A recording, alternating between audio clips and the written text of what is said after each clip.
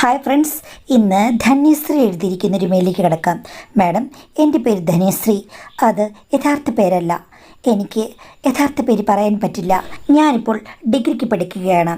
എൻ്റെ ചേട്ടൻ PGക്ക് അവസാന വർഷവും. ഞങ്ങൾ രണ്ടുപേരും പിന്നെ അമ്മയും മാത്രമാണ് വീട്ടിലുള്ളത്.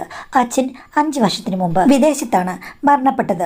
അതിനു മുമ്പ് വരെ ഞങ്ങളുടെ ജീവിതം വളരെ നന്നായിരുന്നു. പക്ഷേ അത് കഴിഞ്ഞപ്പോൾ സാമ്പത്തികമായി പല ബുദ്ധിമുട്ടുകളും ഉണ്ടായി. സമ്പാദ്യമൊന്നും അധികമില്ല, എന്നാൽ കുറച്ച് വസ്തുക്കളൊക്കെ ഉണ്ട്. അതിൽ നിന്ന് ആദായമൊന്നുമില്ല. പിന്നീട് അമ്മ ചെറിയ ചെറിയ ജോലികൾക്കൊക്കെ പോകും. എന്ന് വെച്ചാൽ അമ്മ ഫാഷൻ ഡിസൈനിങ് പഠിച്ചതാണ്. അപ്പം 1-2 ചേച്ചിമാരടുത്തും അതേപോലെ ചില ഇൻസ്റ്റിറ്റ്യൂട്ടിലുമൊക്കെ ഫാഷൻ ഡിസൈനിങ്ങുമായി ബന്ധപ്പെട്ട വർക്കുകൾ ചെയ്യുന്നുണ്ട്. അത് ഞങ്ങളുടെ ഒരു വരുമാനമാണ്. പിന്നെ ഞങ്ങൾ രണ്ടുപേരും പഠിച്ച് നല്ല നിലയിലാകണമെന്നാണ് അമ്മയുടെ ആഗ്രഹം. ഇതിനിടയ്ക്ക് അമ്മയ്ക്കൊരു ഓപ്പറേഷൻ വന്നു മാഡം. ആ സമയത്ത് ഒത്തിരി ക്യാഷ് ചിലവായി. അത് ഏകദേശം ഒരു 1.5 വർഷത്തിന് മുമ്പാണ്. അന്ന് പണത്തിന് നല്ല ഷോർട്ടേജ് ആയിരുന്നു. ആ സമയത്താണ് എൻ്റെ അച്ഛൻ്റെ അകന്ന ബന്ധുവായ ഒരു സ്ത്രീ, അവർക്ക് ഒരു 57 വയസ്സുണ്ട്. പുള്ളിക്കാരി ഒരു ദിവസം അമ്മയെ ആശുപത്രി കാണാൻ വന്നത്. അപ്പോൾ അമ്മ ബുദ്ധിമുട്ട് പറഞ്ഞപ്പോഴേക്കും പറഞ്ഞു, മോളെ, ഇതൊന്നും എനിക്കറിയില്ലായിരുന്നു. നീ അധികം അങ്ങോട്ടൊന്നും സഹകരിക്കില്ലല്ലോ. നീ എന്നോട് നേരത്തെ പറഞ്ഞിരുന്നെങ്കിൽ ഞാൻ നേരത്തെ അറേഞ്ച് ചെയ്തരില്ലേ എന്ന് പറഞ്ഞ് അവർ ഫോൺ എടുത്ത് അവരുടെ ഇളയ മകനെ വിളിച്ചു. അയാൾക്ക് വിദേശത്തൊക്കെ ബിസിനസ്സുണ്ട്, പിന്നെ നാട്ടിലുമുണ്ട്. വിദേശത്ത് നാട്ടിലുമായിട്ട് നിൽക്കുന്ന ഒരാളാണ്. ഭാര്യയും മക്കളും അങ്ങ് കണ്ണൂരാണ്. എങ്കിലും അമ്മയുടെ കൂടാണ് അയാൾ കൂടുതൽ സമയം നിൽക്കുന്നത്. ഈ അമ്മയ്ക്ക് പ്രത്യേകിച്ച് പ്രശ്നങ്ങളുമില്ല. അയാളോട് പറഞ്ഞ് ഉടനെ തന്നെ അക്കൗണ്ടിലേക്ക് ക്യാഷ് ഇടിപ്പിച്ചു. അങ്ങനെ ആ ഓപ്പറേഷൻ സ്മൂത്തായിട്ട് നടന്നു. പിന്നെ മാസാമാസം കുറച്ച് തുക ആ അമ്മയുടെ കൊണ്ട് എൻ്റെ അമ്മ കൊടുക്കും. അങ്ങനെയാണ് കടം വീട്ടിക്കൊണ്ടിരിക്കുന്നത്. ഇതുവരെയും അത് വീട്ടിയിട്ടില്ല മുഴുവനായും. അതുകൊണ്ട് പ്രശ്നമൊന്നുമില്ല. അവർക്ക് ആ തുക നമ്മൾക്ക് ഇഷ്ടപ്പെടുമ്പോൾ ഇഷ്ടമുള്ള അത്രയും കൊടുത്താൽ മതി. കാശിന് അത്രയ്ക്ക് ആവശ്യമുള്ളവരൊന്നുമല്ല മാഡം. ഏകദേശം ഒരു 4-5 മാസത്തിന് മുമ്പാണ് അവിടുത്തെ അമ്മ ഒരു ദിവസം വീട്ടിൽ വന്നു. എൻ്റെ അമ്മയാണെങ്കിൽ പെട്ടെന്ന് തന്നെ അമ്മയെ സ്വീകരിച്ചു. ആ അമ്മയുടെ പേര് രാധമ്മ. ഇടയ്ക്ക് രാധമ്മ അമ്മയോട് പറഞ്ഞു, മോളെ, എനിക്ക് ഒരു കാര്യം പറയാനുണ്ടെന്ന്. അമ്മ ഓർത്തത് സത്യം പറഞ്ഞാൽ പണം ഇനി ബാക്കിയുള്ളത് പെട്ടെന്ന് തിരിച്ചു കൊടുക്കാനും മറ്റോ ആയിരിക്കുമെന്ന്. പക്ഷേ അവർ പറഞ്ഞത് മറ്റൊരു കാര്യമായിരുന്നു. കാരണം നേരത്തെ അവരുടെ കൂടെ രാത്രി കൂട്ടുകിടക്കാൻ വന്നുകൊണ്ടിരുന്നത് ഒരു സ്ത്രീയായിരുന്നു അടുത്തുള്ള. പക്ഷേ അവരിപ്പോൾ മകളുടെ കൂടെ അങ്ങ് പോയി.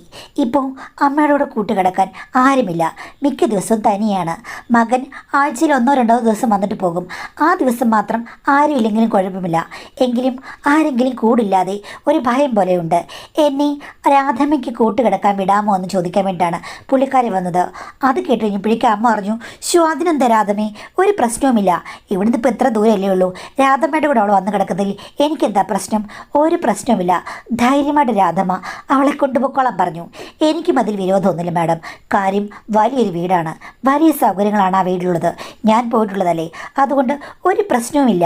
എനിക്കിവിടെ താമസിക്കാൻ വളരെ സന്തോഷമാണ്. രാധമ്മയാണെങ്കിൽ പിന്നെ മുന്നും പിന്നും നോക്കുന്ന ഒരാളല്ല. ഭയങ്കര സ്മാർട്ടാണ്. അതുമാത്രമല്ല, പണം അവർ ഒന്നും വാങ്ങിക്കാതെ നോക്കാറില്ല. എന്ത് വേണമെങ്കിലും വാങ്ങിക്കും. കാര്യം ഇടയ്ക്കിടയ്ക്കൊക്കെ ഞാൻ പുള്ളിക്കാരുടെ കൂടെ സൂപ്പർ മാർക്കറ്റിൽ പോകാറുണ്ട്. അങ്ങനെ എനിക്കറിയാം. അവരുടെ ജീവിതം എനിക്ക് അത്ഭുതമായിരുന്നു. ഭർത്താവ് പണ്ടങ്ങോ മരിച്ചു പോയതാണ്. പിന്നെ 2 മക്കളാണുള്ളത്. 2 ആൺമക്കളാണ്. 2 പേരും വിദേശത്ത് സെറ്റിൽഡാണ്. മൂത്ത മകനൊക്കെ ഇവിടെ വന്നിട്ട് ഒത്തിരി കാലം കഴിഞ്ഞു. എങ്കിലും പണം ഇഷ്ടം പോലെ അയച്ചു കൊടുക്കും. പിന്നെ ഇളയ മകൻ അമ്മയോട് കുറച്ച് സെൻറ്റിമെൻറ്റ്സ് ഉണ്ട്. അതുകൊണ്ട് അയാൾ അവിടെ ഇവിടെയായിട്ട് വരും. പക്ഷേ പണം ഇഷ്ടം പോലെ കൊടുക്കുകയും ചെയ്യും. അങ്ങനെ പുള്ളിക്കാരി ഒരു റിച്ച് കക്ഷി തന്നെയാണ്. അപ്പോൾ പോയി താമസിച്ചു കഴിഞ്ഞാൽ ഒരു പ്രശ്നവുമില്ല. പിന്നെ പണം കടന്നതാണ്, അച്ഛൻ്റെ ബന്ധുവാണ്. അവിടെ പോയി താമസിക്കാൻ പറ്റില്ലെന്ന് പറയാൻ പറ്റില്ലല്ലോ. അങ്ങനെ ഞാൻ അവിടേക്ക് അങ്ങ് ഷിഫ്റ്റ് ചെയ്തു. രാധമ്മയുടെ തൊട്ടടുത്ത മുറിയിലാണ് എനിക്ക് താമസം അറേഞ്ച് ചെയ്തത്. അതിനകത്ത് എല്ലാ സൗകര്യങ്ങളുമുണ്ട്. ബാത്ടബുള്ള വിശാലമായ ഒരു ബാത്റൂം തന്നെയുണ്ട്. എൻ്റെ വീടിൻ്റെ ഒരു മുറിയുടെ അത്രയും വരും. അത്രയും സൗകര്യമുണ്ട്. ചുരുക്കം പറഞ്ഞു കഴിഞ്ഞാൽ എനിക്ക് അവിടെ ചെന്നതിൽ പിന്നെ കോളടിച്ചു. ബ്രേക്ക്ഫാസ്റ്റ് ഞാൻ അവിടെ നിന്നാണ് കഴിക്കുന്നത്. അപ്പോൾ രാധമ്മനോട് വയ്ക്കും, മോക്ക് നാളെ എന്താ വേണ്ടതെന്ന്. ഞാൻ പറയുമ്പോൾ അതുണ്ടാക്കും. പിന്നെ ഞാനത് കഴിച്ചിട്ട് പതുക്കെ അവിടെ നിന്ന് എൻ്റെ വീട്ടിൽ വരും. വീട്ടിൽ വന്നിട്ട് അമ്മ എനിക്ക് ഉച്ചയ്ക്ക് ചോറൊക്കെ ഉണ്ടാക്കി വെച്ചിരിക്കും. അതെടുത്തുകൊണ്ട് ഞാൻ കോളേജിൽ പോകും. അങ്ങനെയാണ് അങ്ങോട്ടും ഇങ്ങോട്ടും. വൈകിട്ടും ഞാൻ രാധമ്മയുടെ വീട്ടിലാണ് കഴിക്കുന്നത്. വൈകിട്ട് ചെന്നാലും എനിക്ക് ഇഷ്ടംപോലെ സ്നാക്സ് മറ്റുമാണ്. പിന്നെ അവധി ദിവസങ്ങളൊക്കെ ഞങ്ങൾ മിക്കവാറും ഷോപ്പിങ്ങിന് പോകും. പിന്നെ എല്ലാ ദിവസവും വൈകിട്ട് അടുത്തുള്ള സൂപ്പർ മാർക്കറ്റിൽ പോകും. എന്ത് വേണമെങ്കിലും എടുക്കാം. പണത്തിനൊന്നും ഒരു കുഴപ്പമില്ല.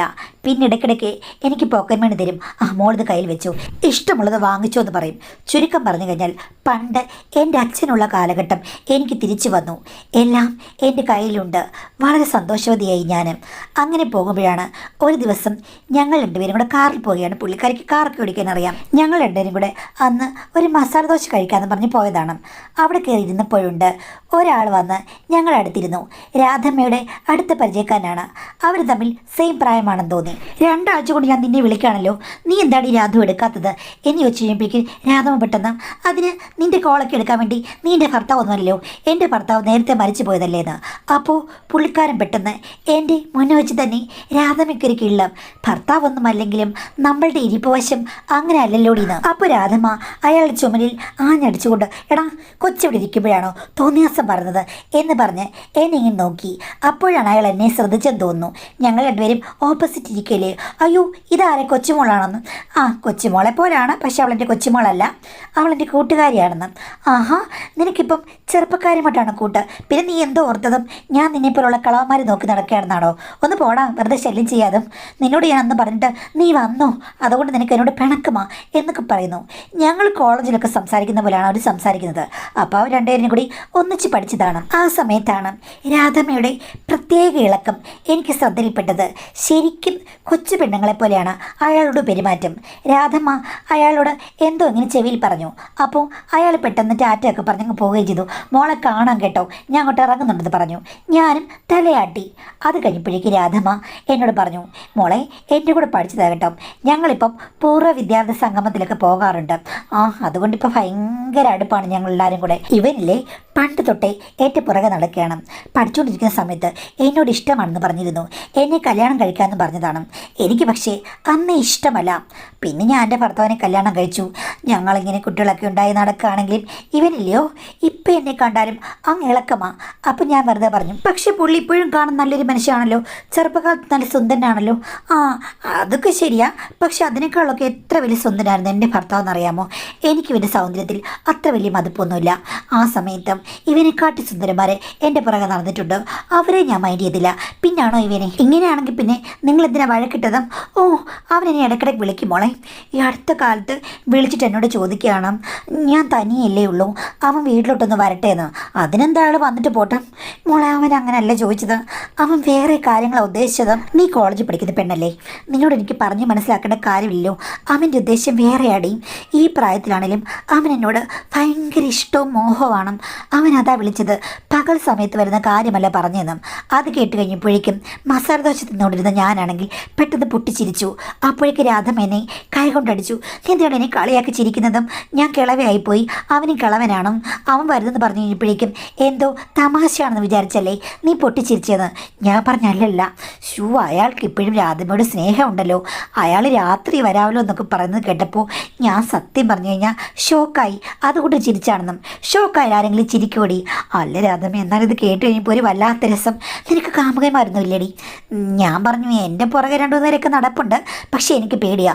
അമ്മ പറഞ്ഞിട്ടുണ്ട് ആരെയും പ്രേമിക്കരുത്, പേരുദോഷമൊന്നും ഉണ്ടാക്കരുതെന്ന്. അത് കൊള്ളാം. ഞങ്ങളുടെ കാലഘട്ടത്തിലൊക്കെ ആണെങ്കിൽ അത് ശരിയാണ്. ഇപ്പം എന്തോ പേരുദോഷമാടി, ഇപ്പം എല്ലാവരും എൻജോയ് ചെയ്യുകയല്ലേ എന്ന് ചോദിച്ചു. ഞാൻ പറഞ്ഞു എനിക്ക് പേടിയാണ്. കുറച്ച് പേടിയുള്ള നല്ലതാ, അല്ലെങ്കിൽ ഗൈനക്കോളജിനെ ഇടയ്ക്കിടയ്ക്ക് കാണേണ്ടി വരും എന്ന് പറഞ്ഞു. അതെന്താ അങ്ങനെ? ഒന്നും അറിയില്ല, ചുമ്മാ മുന്നും പിന്നും നോക്കാതെ ചാടിപ്പോയി കഴിഞ്ഞാലേ അവസാനം എന്തെങ്കിലും ഉണ്ടാകുമെന്ന് പറഞ്ഞ് വയറിൻ്റെ അവിടെ ഒരു വട്ടം വരച്ച് കാണിച്ചു. ഞാൻ അത് കേട്ട് കഴിഞ്ഞപ്പോഴേക്കും പിന്നെയും ചിരിച്ചു. അപ്പോൾ രാധവ് പറഞ്ഞു, എന്തായാലും നിനക്ക് പ്രേമം മണ്ണാങ്കട്ടയൊന്നുമില്ലെന്ന് എനിക്ക് ആദ്യമേ മനസ്സിലായി. അങ്ങനെയായിരുന്നെങ്കിൽ 24 മണിക്കൂർ നീ മൊബൈലിലായിനി. അങ്ങനെ ഒരു സ്വഭാവം നിനക്കില്ല. പിന്നെ ഒരു കാര്യമുണ്ട്, പേടിയും കൊണ്ടിരുന്നു കഴിഞ്ഞാൽ ജീവിതത്തിൽ ഒന്നും നടക്കില്ല. കുടുംബവും കുട്ടികളും ബാധ്യതയും ഒക്കെ ആയിക്കഴിഞ്ഞല്ലേ മോളെ പലപ്പോഴും നമ്മൾ പെട്ടുപോകുമെന്ന് പറഞ്ഞു. ആ സമയത്ത് ഞാൻ ചോദിച്ചു, ശരിക്കും ഇങ്ങേരുടെ രാധമ്മയ്ക്ക് ഇഷ്ടമുണ്ടോ? അങ്ങനെ വീട്ടിൽ വരാൻ വേണ്ടിയിട്ട് വിളിച്ചു കഴിഞ്ഞപ്പോഴേക്കും എന്തിനാ ദേഷ്യപ്പെട്ടത്? അത് പിന്നെ ഞാൻ പ്രായമായതല്ലേ, എനിക്ക് മക്കളൊക്കെ ഇല്ലേ? അപ്പോൾ പ്രായമല്ല, മക്കളൊന്നും ഇല്ലായിരുന്നെങ്കിൽ രാധമ്മയ്ക്ക് സമ്മതമാണോ? ഒന്ന് പോ പെണ്ണേ. പിന്നെ മോളെ, യഥാർത്ഥത്തിൽ അങ്ങനെ ഇഷ്ടമുണ്ടെങ്കിലും നടത്തിയെടുക്കാൻ പറ്റില്ലല്ലോ. അതെന്താ? രാധമ്മല്ലേ പറഞ്ഞ ധൈര്യം വേണമെന്ന്. എടി, ആ ധൈര്യം എനിക്ക് കുറവാണ്. കാര്യം ഈ പ്രായത്തിൽ അവൻ നമ്മുടെ വീട്ടിൽ വന്നു കഴിഞ്ഞാൽ ആളുകൾ ശ്രദ്ധിക്കും. അതുമാത്രമല്ല, മോനൊക്കെ ഇടയ്ക്കിടയ്ക്ക് വരുന്നതല്ലേ, ആരെങ്കിലും പറഞ്ഞ് അവൻ അറിഞ്ഞു കഴിഞ്ഞാൽ എന്നെക്കുറിച്ച് എന്താ വിചാരിക്കുക? അപ്പോൾ ശരിക്കും രാധമ്മയ്ക്ക് ഇഷ്ടമുണ്ടോ? അപ്പോൾ രാധമ്മ അങ്ങോട്ടും ഇങ്ങോട്ടും നോക്കിയിട്ട് പറഞ്ഞു, മോളെ സത്യം പറഞ്ഞു കഴിഞ്ഞാൽ ഇപ്പം എനിക്ക് അവനോടൊരു താല്പര്യമുണ്ട്. അവൻ എന്നെ പണ്ട് ഇഷ്ടമാണ്. പ്രായമായെങ്കിലും എന്നോട് ഒരു തവണയെങ്കിലും ഒന്ന് സ്നേഹത്തിൽ ഏർപ്പെടണമെന്ന് അവൻ ആഗ്രഹമുണ്ട്. അതുകൊണ്ടാണ് എൻ്റെ പുറകെ നടക്കുന്നത് എന്ന് പറഞ്ഞ് രാധമ്മ വാട്സാപ്പ് തുറന്ന് അയാളുടെ മെസ്സേജ് എന്നെ കാണിച്ചു. ഒരു വട്ടം മാത്രം ഞാനൊന്ന് കണ്ടോട്ടെ എന്നൊക്കെ പറഞ്ഞാണ് അയാളുടെ മെസ്സേജ്. ഞാൻ പറഞ്ഞു, ഇപ്പോഴത്തെ ആണുങ്ങളെക്കാൾ കൂടുതലാണല്ലോ ഇയാളുടെ വാചകങ്ങളെന്നും. എന്ത് ചെയ്യാനാ, പ്രണയത്തിന് എക്കാലത്തും ഒരേ പല്ലവിയല്ലേ മോളെ എന്ന് പറഞ്ഞു. അല്ല രാധമ്മേ, ഭർത്താവ് മരിച്ച ശേഷം രാധമ്മയ്ക്ക് എന്തെങ്കിലും തോന്നിയിട്ടുണ്ടോ? പിന്നെ തോന്നാതിരിക്കുമോ? നിനക്ക് തോന്നില്ലേ? നിന്നെപ്പോലെ തന്നെയല്ലേ എൻ്റെ ശരീരവും, ഞാൻ പെണ്ണ് തന്നെയല്ലേ? അല്ല രാധമ്മ, പ്രായമാകുമ്പോൾ ഇതൊക്കെ ഒന്ന് കുറയുമോ? പൊടി, പ്രായമാകുമ്പോൾ ചിലപ്പം കൂടുകയാണ് ചെയ്യുന്നത്. അങ്ങനെയുണ്ടോ? ഞാൻ കേട്ടിട്ടുള്ളത് പ്രായമാകുമ്പോൾ പെണ്ണുങ്ങൾക്ക് ഇൻട്രസ്റ്റ് കുറയുന്നതാണ്. അതൊക്കെ ആരോ കള്ളന്മാർ പറഞ്ഞതാണ്. ഇൻട്രസ്റ്റ് കൂടുകയാണ് ചെയ്യുന്നത്. അപ്പോൾ ഇപ്പോൾ രാധമ്മയ്ക്ക് നല്ല ഇൻട്രസ്റ്റ് ഉണ്ടോ? അപ്പോൾ രാധമ്മ പറഞ്ഞു, എടി ഞാൻ ഒരു കാര്യം പറയട്ടെ, ഇൻട്രസ്റ്റ് ഉണ്ടെങ്കിലും നേരത്തെ നടക്കില്ല. കാര്യം എൻ്റെ മക്കളെ ഏൽപ്പിച്ചിട്ട് പോയത് ആരെയാണ്? നമ്മുടെ തന്നെ ബന്ധത്തിലുള്ളൊരു സ്ത്രീയല്ലേ അവൾ. ഞാൻ അങ്ങോട്ടൊന്ന് തിരിഞ്ഞു കഴിഞ്ഞാൽ 2 മക്കളോടും വിളിച്ച് പറയും. അവളുടെ വെട്ടത്തിൽ ആരെങ്കിലും ആ വീട്ടിൽ വരാൻ പറ്റുമോ? എനിക്കൊന്ന് ഫോൺ കോൾ ചെയ്യാൻ പറ്റുമോ? സാധാരണ ഒരു അമ്മയെപ്പോലെ ജീവിച്ചല്ലേ പറ്റുകയുള്ളൂ. പണം ഉണ്ടെന്ന് പറഞ്ഞിട്ട് എന്താ കാര്യം? സ്വാതന്ത്ര്യമില്ല. എവിടെയെങ്കിലും പോകാം, എന്തെങ്കിലും വാങ്ങിക്കാം, അമ്പലത്തിൽ പോകാം. ഇതല്ലാതെ എനിക്കെന്താ സ്വാതന്ത്ര്യമുള്ളത്? പുറമേ നിന്ന് നോക്കുമ്പോൾ നല്ല പണം, ഒരു പ്രശ്നമില്ലെന്ന് തോന്നും. അങ്ങനെയല്ല മോളെ യഥാർത്ഥ ജീവിതം എന്ന് പറഞ്ഞു.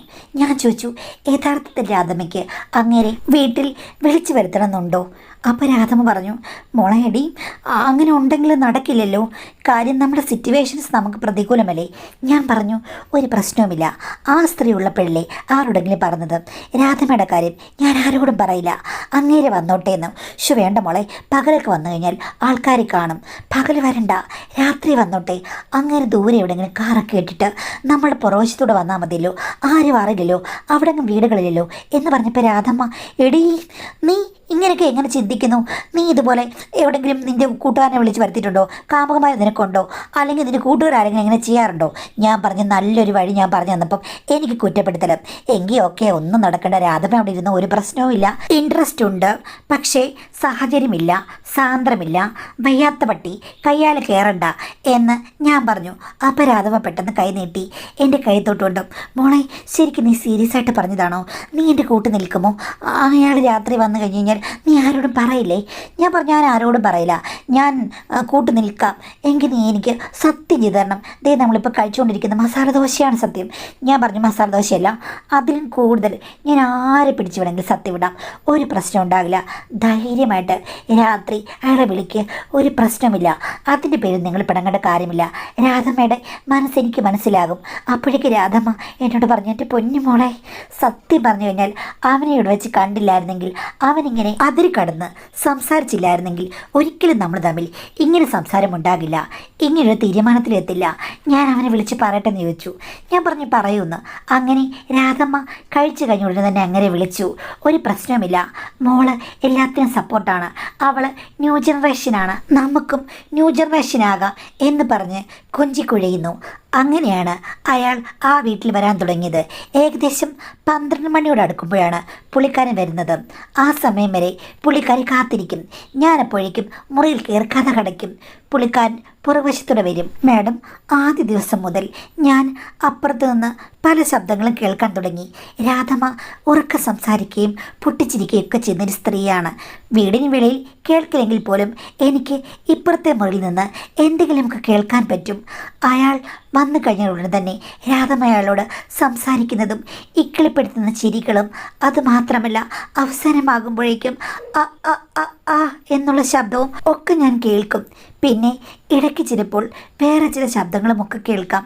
കാതോർത്തിരുന്നു കഴിഞ്ഞാൽ എനിക്ക് പലവിധ രീതിയിലുള്ള ശബ്ദങ്ങളും അനുഭവിച്ചറിയാൻ തുടങ്ങിയപ്പോഴേക്കും അപ്പുറത്ത് നടക്കുന്ന നിഗൂഢമായ കാര്യങ്ങളെക്കുറിച്ചോർത്ത് എൻ്റെ മനസ്സിൽ ആവി തിളയ്ക്കാൻ തുടങ്ങി. പുള്ളിക്കാരി ചില സമയത്തൊക്കെ ഇന്നലെ എനിക്ക് വല്ലാത്ത ക്ഷീണമായിരുന്നു, ഇന്നലെ അവൻ ഒരു കിളവനാണെങ്കിൽ കൂടിയും എന്നൊക്കെ പറഞ്ഞ് എന്നോട് വിസ്തരിച്ച് പറയും. എന്നിട്ട് പറയും, ഓ ഇത്രയും വയസ്സൊന്നും വലിയ പ്രായമല്ല, ഞാൻ ഓർത്തത് ഇതൊക്കെ ഒത്തിരി ബുദ്ധിമുട്ടുള്ള കാര്യമാണെന്നാണ്. പക്ഷേ സ്മൂത്താ മോളെ, ഞാൻ ഇത്രയും കാലം കാത്തിരുന്നതിന് ഫലമുണ്ടായി, ഇപ്പോഴാണ് നീറവ ഒന്ന് തെളിഞ്ഞത് എന്നൊക്കെ എന്നോട് പറയാൻ തുടങ്ങി. പിന്നെ ഞാൻ ചോദിക്കും. അപ്പോൾ പുള്ളിക്കാരി എന്നോട് പറഞ്ഞു, സത്യം പറഞ്ഞ മോളെ, ഇവനെ പണ്ടേ കല്യാണം കഴിച്ചാൽ മതിയായിരുന്നു, കാര്യം എൻ്റെ ഭർത്താവിനേക്കാൾ മെച്ചമാണെന്ന് പറഞ്ഞിട്ട് എൻ്റെ ചെവിയിൽ അതിൻ്റെ വിശദാംശങ്ങൾ പറഞ്ഞു തന്നു. ഞാൻ ശരിക്കും നാണിക്കുകയും ഞെട്ടുകയും ഒക്കെ ചെയ്തു. എന്നിട്ട് എന്നോട് പറഞ്ഞു, മോളെ ഇതിനൊക്കെ സ്മൂത്താകാൻ ഒരു ക്രീം കിട്ടും, ആ ക്രീം നമുക്ക് വാങ്ങിക്കണമെന്ന് പറഞ്ഞു. അങ്ങനെ എൻ്റെ കൺമുന്നിൽ വെച്ചിട്ടാണ് വാങ്ങിച്ചത്. സത്യം പറഞ്ഞാൽ അങ്ങനെയുള്ള സംവിധാനം ഉണ്ടെന്നൊന്നും എനിക്കറിയില്ലായിരുന്നു. അത് കഴിഞ്ഞ ശേഷം രാധം എന്നോട് പറഞ്ഞു, ഇത് ഉപയോഗിച്ച ശേഷം വളരെ നല്ല സ്നേഹപ്രകടനങ്ങൾ മുൻതൂക്കം കൊടുത്തുകൊണ്ടാണ് ഞങ്ങളുടെ ബന്ധം മുന്നോട്ട് പോകുന്നതെന്നും. അതൊക്കെ കേട്ട് കഴിഞ്ഞപ്പോഴേക്കും എൻ്റെ മനസ്സ് മാറി. കാര്യം ഏതെങ്കിലും നല്ലൊരു ചെറുപ്പക്കാരൻ എൻ്റെ കൂടെ ഉണ്ടായിരുന്നെങ്കിൽ, രാധമ്മ അനുഭവിക്കുന്ന കാര്യങ്ങളിൽ കൂടി എനിക്ക് കടന്നു പോകാൻ പറ്റിയെങ്കിൽ, ഇത്രയും നാളും എൻ്റെ അമ്മ പറയുന്നത് കേട്ടിട്ട് ഒരു പ്രേമൊന്നുമില്ലായിരുന്നു, കുറേ ചെക്കന്മാർ വന്നതാണ്. ഞാനിങ്ങനെ മനസ്സിലാലോചിച്ച് നോക്കി, എത്ര ചെക്കന്മാരുണ്ട് എൻ്റെ പുറകെ നടക്കുന്ന എന്നെ നോക്കുന്നത്. അവരിൽ ഏറ്റവും സുന്ദരനായ ഒരാളെ തിരഞ്ഞെടുത്തു കഴിഞ്ഞാൽ രാധമ്മ എൻ്റെ കൂടെ നിൽക്കും, പ്രേമവും വേണ്ട കല്യാണവും വേണ്ട. പക്ഷേ രാധമ്മയുടെ അതേ അവസ്ഥ എനിക്ക് വേണം, രാത്രികളിൽ എനിക്ക് ഒരു ഗന്ധർവൻ വേണം എന്നൊക്കെ എനിക്ക് തോന്നാൻ തുടങ്ങി. ഒരു ദിവസം രാധമ്മയോട് ഞാൻ കാര്യം പറഞ്ഞപ്പോൾ രാധം പറഞ്ഞു, അത് വേണ്ട, റിസ്ക്കാണ്, കാര്യം എനിക്ക് കുട്ടികളൊക്കെ ഉണ്ട്, ഞാൻ പ്രായമായതാണ്, അത് മാത്രമല്ല നിർത്തുകയും ചെയ്തതാണ്. നിൻ്റെ കാര്യത്തിൽ എന്തെങ്കിലും ആയിക്കഴിഞ്ഞ് കഴിഞ്ഞാൽ മോളെ, എന്തെങ്കിലും പറ്റിയാൽ നിൻ്റെ അമ്മ എന്നെ കൊല്ലും, അത് മാത്രമല്ല പ്രശ്നമാകും. ഇപ്പോഴത്തെ കാലത്ത് കന്നിപ്പെണ്ണുങ്ങൾ കാണില്ല കുഴപ്പം. നീ ഇപ്പം കയറി അവനെ പ്രേമിക്കുകയോ അല്ലെങ്കിൽ അബദ്ധം സംഭവിച്ച് ഹോസ്പിറ്റലിൽ വല്ലതും പോകേണ്ടി വന്നു കഴിഞ്ഞാൽ പിന്നെ എല്ലാം കുളമാകും. അതുകൊണ്ട് വേണ്ട മോളെ, എൻ്റെ അവസ്ഥയല്ല നിൻ്റേത്, നീ പ്രശ്നത്തിലാകരുത് എന്ന് പറഞ്ഞു. അപ്പം ഞാൻ ചോദിച്ചു, എനിക്കാണെങ്കിൽ ഇങ്ങനെയൊക്കെ തോന്നുന്നുണ്ട്, അപ്പുറത്തുനിന്ന് ശബ്ദമൊക്കെ കേൾക്കുന്നുണ്ട്, എൻ്റെ മനസ്സ് ആകെ മാറിയെന്ന്. അത് കേട്ട് കഴിഞ്ഞപ്പോഴേക്ക് രാധമ്മ മൂക്കത്ത് വിരൽ വെച്ചു. ഷോ എൻ്റെ ദൈവമേ, ഇവളോട് ഞാൻ എങ്ങനെ പറഞ്ഞ് മനസ്സിലാക്കും? എടി, നിനക്കിഷ്ടമുള്ള കാര്യങ്ങൾ ഞാൻ നിഷേധിക്കുന്നില്ല, നിനക്കിഷ്ടമുള്ളൊരു പയ്യനെ നിനക്ക് ഇവിടേക്ക് വിളിച്ചുകൊണ്ട് വരാം, ഇതേപോലെ തന്നെ കാര്യങ്ങൾ നടക്കും. എന്നാലും റിസ്ക് ആണ് മോളെ, അബദ്ധം പറ്റിപ്പോയാൽ പറഞ്ഞിട്ട് കാര്യമില്ല. ഞാൻ പറഞ്ഞു, അതിപ്പം ഞങ്ങൾ തമ്മിൽ അതൊക്കെ അഡ്ജസ്റ്റ് ചെയ്തങ്ങ് പോയാൽ പോരെ, അത് നിനക്ക് ആരാടി ഉള്ളതും, നിനക്കതിന് പ്രേമമുണ്ടോ? ഇല്ല, വേണമെങ്കിൽ ശ്രമിച്ചു കഴിഞ്ഞാൽ എൻ്റെ പുറകെ നടക്കുന്ന ഒരാളെ സെലക്ട് ചെയ്താൽ മതിയല്ലോ, എനിക്കും അനുഭവങ്ങളിൽ കൂടി കടന്നു പോകാനാണ് എന്ന് പറഞ്ഞപ്പോൾ രാധ പറഞ്ഞു, ഷോ ഇതിപ്പോൾ വല്ലാത്ത സൂക്കേടാണല്ലോ, ഇവിടെ ഇപ്പം നീ ആരെ കണ്ടുപിടിക്കും? നമുക്ക് പറ്റിയ സേഫായുള്ള ഒരാൾ നിനക്ക് ആരാ ഉള്ളത്? പിന്നെ ഇവൻ കിളവനാണ്, നിനക്ക് ഇഷ്ടപ്പെടില്ല, നിൻ്റെ അച്ഛനൊക്കെ ആകാനുള്ള പ്രായമുണ്ട്, അല്ലായിരുന്നെങ്കിൽ ഞാൻ അവനോട് പറഞ്ഞേനെ, പക്ഷേ ഇപ്പം നിനക്ക് അവനെ ഇഷ്ടപ്പെടില്ലല്ലോ എന്ന് പറഞ്ഞു. പക്ഷേ ആ സമയത്ത് എന്തോ ഞാൻ പറഞ്ഞു, അങ്കിളായാലും കുഴപ്പമില്ലെന്ന്. അത് കേട്ട് രാധമ്മ ഞെട്ടി, ഉള്ളതാണോടി നീ പറയുന്നത്? അങ്കിളിനോട് എനിക്ക് വിരോധമില്ലെന്ന് പറഞ്ഞു. രാധമ്മ എന്നെ ഉപദേശിച്ചതാണ്, പക്ഷേ അങ്കിൾ മതി എന്ന് ഞാനും അങ്ങ് പറഞ്ഞു മാഡം. എന്തോ ആ സമയത്ത് ഒരാവേശത്തിൽ പറഞ്ഞു പോയതാണ്. അങ്ങനെ രാധമ്മ നിർബന്ധിച്ചുകൊണ്ടാണ് അങ്കിൾ എൻ്റെ അടുത്ത് വന്നത്. എനിക്ക് പക്ഷേ നല്ല ഭയമുണ്ടായിരുന്നെങ്കിലും അങ്കിളിനോടും രാധമ്മയോടും തമ്മിലുള്ള ആ ബന്ധത്തിൻ്റെ ഉള്ളിൽ ഞാനും ഉണ്ടായിരുന്നത് കൊണ്ട് എനിക്കും നല്ല താല്പര്യമുണ്ടായിരുന്നു. രാധമ്മ വന്ന് ഒത്തിരി നിർദ്ദേശങ്ങൾ നൽകി. കൊച്ചിനെ ഒരു പ്രത്യേക രീതിയിൽ തന്നെ കൈകാര്യം ചെയ്യണം, അല്ലാതെ അവൾക്ക് പ്രശ്നം വരുത്തി വെക്കരുതെന്ന് പറഞ്ഞു. സത്യം പറഞ്ഞു കഴിഞ്ഞാൽ അങ്കിൾ എനിക്ക് വേണ്ടി ജീവിക്കുകയാണിപ്പോൾ. അങ്കിൾ എൻ്റെ സുഖസൗകര്യങ്ങൾ മാത്രമേ ശ്രദ്ധിക്കുന്നുള്ളൂ. അങ്കിളിൻ്റെ കൈകളിൽ ഞാനൊരു ഗന്ധർവ വീണ പോലെ മീട്ടിക്കൊണ്ടിരിക്കുകയാണ്. എനിക്ക് ദോഷമുണ്ടാകാതെ എന്നെ ഒരു പഞ്ഞിക്കെട്ട് പോലെ ആലസ്യത്തിലേക്ക് പറത്തി പിടിക്കുകയായിരുന്നു അങ്കിൾ. പിന്നീട് രാധമ്മയുടെ നിർദ്ദേശപ്രകാരമാണ് ഓരോ സ്റ്റെപ്പും എടുത്തു വച്ചത്. രാധമ്മ പറഞ്ഞതുപോലെ എനിക്ക് പ്രയാസകരമായ കാര്യമായിരുന്നു, എങ്കിലും എല്ലാ ചിട്ടവട്ടങ്ങളും ഒക്കെ നോക്കി സുരക്ഷിതമായ പല സൗകര്യങ്ങളും ഒരുക്കി രാധമ്മ അടുത്ത് നിർത്തിയിട്ടാണ് എൻ്റെ ആഗ്രഹങ്ങളിലേക്ക് അങ്കിൾ കടന്നത്. മാഡം, ഇപ്പോൾ എനിക്ക് ഒത്തിരി ഇൻട്രസ്റ്റാണ്. പക്ഷേ എനിക്ക് അങ്കിളിനെ വിട്ടുപിരിയാൻ പറ്റുമെന്ന് തോന്നില്ല. അങ്കിളിനോട് എനിക്ക് പ്രണയം തോന്നുകയാണ്. രാധമ്മയ്ക്ക് അത് മനസ്സിലായിട്ടില്ല. എനിക്കാണെങ്കിൽ എല്ലാ സുരക്ഷകളും മാറ്റി അങ്കിളുമായി കുറച്ചുകൂടിയൊക്കെ അടുക്കണമെന്നും പ്രണയ ചിന്തകളും ഒക്കെ തോന്നുകയാണ്. അതുമാത്രമല്ല, ചെറുപ്പക്കാരായിട്ടുള്ള എൻ്റെ കാമുകന്മാരായി സങ്കല്പിച്ചിട്ടുള്ള ആൾക്കാരോട് ഇപ്പം എനിക്ക് താല്പര്യം തോന്നുന്നില്ല. എല്ലാം എൻ്റെ മനസ്സിൽ അങ്കിളാണ്. അങ്കിളുമായിട്ട് ഞാൻ പ്രണയത്തിൽ വഴുതി വീണിരിക്കുകയാണ്. ഇത് പ്രശ്നമാകുമോ മാഡം? മോളെ, പ്രശ്നമായേക്കാം.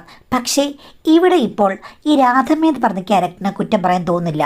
കാര്യം അവർ നിന്നെ ഒരു ഫ്രണ്ടിനെ പോലെ കരുതി എല്ലാ കാര്യങ്ങളും തുറന്നു പറഞ്ഞു. അവരുടെ പ്രായത്തിൽ അവർക്ക് താല്പര്യമുണ്ട്, അല്ലെങ്കിൽ പഴയ ഫ്രണ്ട് വന്നു എന്നൊക്കെ പറഞ്ഞിട്ട് അവർ ഉള്ളതൊക്കെ പറഞ്ഞു. എങ്കിലും അവർക്ക് സിറ്റുവേഷൻസ് പ്രതികൂലമായതുകൊണ്ട് അവിടെ വെച്ച് വേണ്ട എന്നുള്ള രീതിയിലായിരുന്നു. പക്ഷേ നീ തന്നെ അങ്ങോട്ട് കയറി പറഞ്ഞു, സാരമില്ല അങ്ങനെ വന്നോട്ടെ എന്ന്. അപ്പോൾ ഇതിനൊക്കെ കാരണം നിൻ്റെ ട്രിക്കും കൗതുകവുമാണ്. അങ്ങനെ അവർ ബന്ധം ആരംഭിച്ചു. ശരി, അവരെന്തെങ്കിലും ആയിക്കോട്ടെ, നമ്മളെ രഹസ്യത്തിന് കൂട്ടു നിന്നു. അത് സംരക്ഷിക്കാം എന്നത് മാത്രം ശ്രദ്ധിക്കാതെ അവരെ ശ്രദ്ധിക്കാൻ തുടങ്ങി. അപ്പോൾ മനസ്സിൽ ആവശ്യമില്ലാത്ത പല വികാരങ്ങളും വന്നു. നിയന്ത്രിച്ച് നിർത്തിയിരുന്ന കാര്യങ്ങളൊക്കെ എങ്ങനെയെങ്കിലും ഭേദിച്ച് പുറത്തു കടക്കണമെന്ന് തോന്നി. ഇതിൻ്റെ കൂട്ടത്തിൽ നിന്നെ വിശ്വസിച്ച് അവരുടെ വർണ്ണന കൂടെ ആയി കഴിഞ്ഞപ്പോഴേക്കും 55 58 എത്ര വയസ്സുള്ള ആളാണെങ്കിലും പ്രശ്നമില്ലാത്ത അവസ്ഥയിലേക്ക് വന്നു. അപ്പം അവർ പക്ഷേ എല്ലാ കാര്യങ്ങളും നിനക്ക് പറഞ്ഞു തന്നു. മോളെ സേഫ് അല്ല, അങ്ങനെയാണ് ഇങ്ങനെയാണെന്നൊക്കെ പറഞ്ഞു. പക്ഷേ നിനക്ക് എന്താണല്ലോ ഓക്കെ എന്നുള്ള രീതിയിൽ അവർ നിന്നോട് ഇപ്പോഴും കൂടെ ഉള്ളത് കൊണ്ട് മറ്റ് തട്ടുകേടുകളൊന്നും പറ്റാതെ മുന്നോട്ട് പോകുന്നു. അമ്മയുടെ പ്രായമുള്ള ഒരു സ്ത്രീയും കൊച്ചുമോളുടെ പ്രായമുള്ള ഒരു പെണ്ണും തമ്മിൽ ഇങ്ങനൊരു സൗഹൃദത്തിൻ്റെ ആവശ്യമുണ്ടോ? ഇല്ല. അഥവാ ഉണ്ടായാലും ഇത്രയും കുളമാകാൻ പാടില്ലായിരുന്നു. ഇപ്പോൾ നിനക്ക് അച്ഛൻ്റെ പ്രായമുള്ള ഒരാളോട് പ്രേമം, അതുമാത്രമല്ല ഒന്നും വേണ്ട, സുരക്ഷിതത്വം ഒന്നും നോക്കണ്ട, എങ്ങനെയെങ്കിലും അദ്ദേഹത്തോട് പ്രേമിച്ചങ്ങ് അലിഞ്ഞു ചേരണം എന്ന് തോന്നുകയൊക്കെ ചെയ്യുന്നത് നിൻ്റെ കയ്യിലിരിപ്പാണ്, അഹങ്കാരമാണ്. സത്യം പറഞ്ഞു കഴിഞ്ഞാൽ ഇതൊരിക്കലും നമുക്കൊരു കൊച്ചുകുട്ടിയെ പ്രോത്സാഹിപ്പിക്കേണ്ട കാര്യമല്ല. കൊച്ചുകുട്ടി എന്ന് പറഞ്ഞാൽ പ്രായപൂർത്തിയായതാണ്. എങ്കിൽ പോലും ഇത് ആവശ്യമില്ലാത്ത കാര്യമാണ്. ശരി, ഇതിൽ ചെന്നുപെട്ടു, അവിടെ സേഫായിട്ടിരിക്കണം.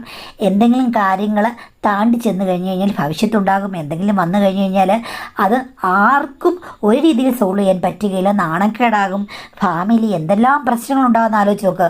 അപ്പം ഇതൊക്കെ ശരിക്കും പറഞ്ഞാൽ വിവേകം ഉണ്ടെങ്കിൽ ഒന്നുകിൽ ഇത് നിർത്തുക, ഇല്ലെങ്കിൽ ഏറ്റവും വിവേകപൂർവമായി ഭാവിയെ ബാധിക്കാതെ എപ്പോഴും ശ്രദ്ധിച്ച് മുന്നോട്ട് കൊണ്ടുപോവുക. അച്ഛൻ്റെ പ്രായമുള്ള ആളെ കയറി പ്രേമിച്ചെന്താ കാര്യം? കല്യാണം കഴിക്കാൻ പറ്റുമോ? എന്താ ഉദ്ദേശം? അപ്പോൾ ടൈം പാസിന് വേണ്ടി തുടങ്ങിയ കാര്യം ഇത്രയും കാടും മേടും കയറി പോകേണ്ട കാര്യമില്ല. എത്രയും പെട്ടെന്ന് ഇതിൽ നിന്ന് പിന്മാറുക, അതാണ് ഭാവിക്ക് നല്ലത്. അതുമാത്രമല്ല, സ്വയം പറ്റുന്നില്ലെങ്കിൽ കൗൺസിലിങ്ങിന് പോവുക, അവർ തമ്മിലുള്ള ബന്ധത്തെ അവരുടെ ബന്ധമായിട്ട് വിടുക. ഒരു കൊച്ചു പെൺകുട്ടി അതിലേക്ക് കയറി ചെന്ന് ഇങ്ങനെ ആഴത്തിലാകേണ്ട യാതൊരു കാര്യമില്ല. ഇത് നിൻ്റെ പ്രശ്നങ്ങളുടെ തുടക്കമാണ്. മനസ്സിലാക്കി ഇതിൽ നിന്ന് പിന്മാറിക്കഴിഞ്ഞ് കഴിഞ്ഞാൽ നീ രക്ഷപ്പെടും.